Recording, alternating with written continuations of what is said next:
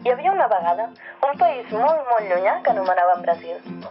El grup indígena Guaraní Kaiowá van ser expulsats de les seves terres pels fazendeiros, grans terratinents i propietaris del gran capital internacional de l'agronegoci: sucre, soja i blat de moro.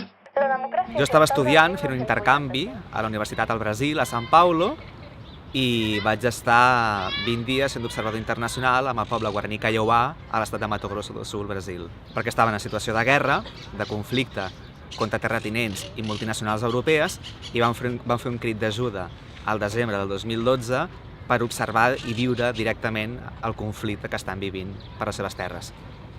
Els més actius del Guaraní Kaiowá, els que no perdien l'esperança, seguien fent esforços per arribar a l'exterior.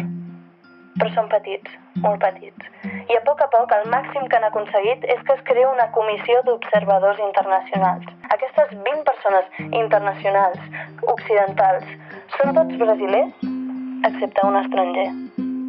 I aquest estranger és en Dídac, un amic meu, un noi català de Barberà. Va ser una experiència que per un europeu o una europea doncs és molt, diguem-ne que és molt complexa, no? De cop i volta trobar-nos com a europeus en contacte amb pobles indígenes d'Amèrica que encara resisteixen contra la conquesta, la colonització, que va ser a cap i a la fi.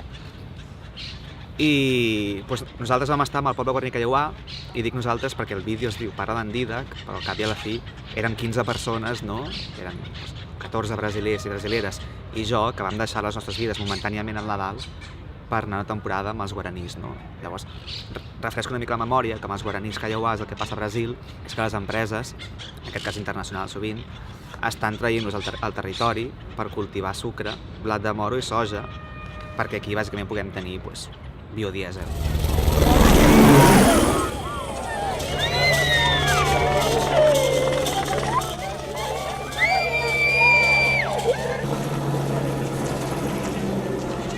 Porten com uns 30-40 anys amb un conflicte per la propietat de la terra molt heavy, perquè bàsicament l'última dictadura del Brasil el que va fer és donar tots els territoris a grans latifundiaris i empresaris i terratinents, i llavors avui dia es troben en un procés de recuperació de les seves terres perquè es troben amb la dicotomia de o anar cap a les perifèries de la ciutat perquè estan talant la selva i estan contaminant els rius i deixant el territori tot cremat i destruït, o lluitar per les seves terres, per la dignitat, i a més, no només una lluita per l'orgull i una lluita indígena i social, sinó també és una lluita mediambiental, no? Ells, la seva cosmovisió i la seva manera de viure està totalment vinculada i lligada al territori i no poden entendre la vida sense la mare terra, no? Diguem, la Pachamama i tot, cada poble indígena té una vinculació molt profunda amb el medi ambient.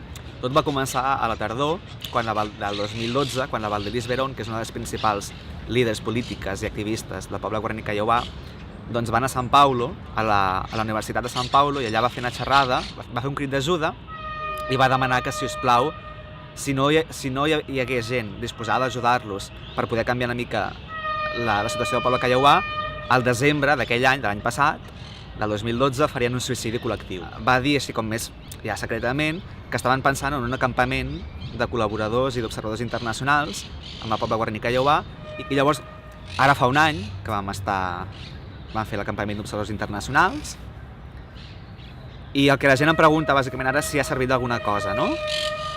No gaire, la veritat, és a dir, no gaire i molt també alhora, perquè el més important, bàsicament, el més important ara mateix és la difusió, no? Una situació que a Europa ens és totalment desconeguda volgudament, és a dir, no és que no ho sabem perquè al món hi ha molta informació i... No sabem perquè no volen que ho sapiguem. I per què no? Qui no vol que ho sapiguem? No volen els estats en mans de qui? De les grans multinacionals. Quines multinacionals? Empreses conegudes com tenim a Santander, tenim Unión Fenosa, tenim Iberdrola, tenim la Nestlé, tenim la Monsanto. Llavors la qüestió crítica és des d'aquí què podem fer, no? Des d'Europa. I la primera cosa que hem de fer és assumir la responsabilitat, no? Fins ara sempre des d'Europa hem al·ludit la responsabilitat històrica que tenim tant amb l'Àfrica com amb l'Amèrica Llatina, no? En el segon cas, què hem fet fins ara des d'aquí? De moment hem fet algunes xerrades, alguns cinefòrums, un cicle de cinema indígena, llatinoamericà, algunes activitats així per divulgar en diversos llocs, en diversos àmbits, mitjans de comunicació, i també ja es va fer una manifestació, crec que va ser el 17 de gener, Futur, què podem fer des d'aquí per les ajudes indígenes? És que fins que no hi hagi divulgació i coneixement crític no hi ha res a fer. Responsabilitat també de consum, no? Perquè al cap i a la fi les empreses hidroelèctriques i la gran major part també de productes de les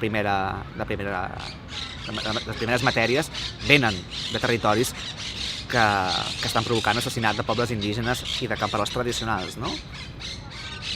Llavors, bàsicament diríem que què podem fer per recolzar les lluites indígenes? Lluita anticapitalista, que és l'única opció.